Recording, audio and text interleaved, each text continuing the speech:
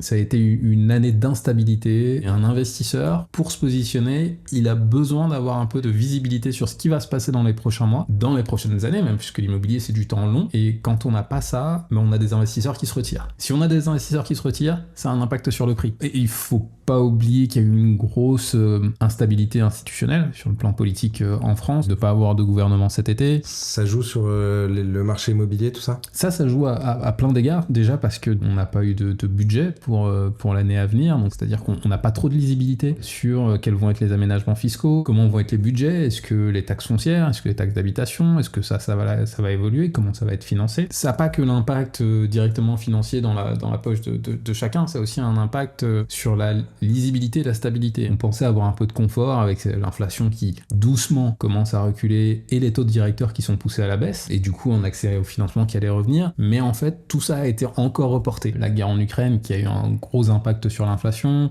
qui a eu du coup un impact sur les taux d'intérêt, le télétravail, ça a été un vrai enjeu post-Covid, et on commence maintenant à avoir un peu un équilibre entre certaines entreprises qui avaient poussé le bouchon très très loin du télétravail et qui maintenant reviennent un petit peu au bureau. Du coup tout cela a eu des impacts un peu fondamentaux sur la direction des prix immobiliers, sur la direction des taux. Ça s'est aussi traduit par un accès au financement très très difficile sur l'année 2024.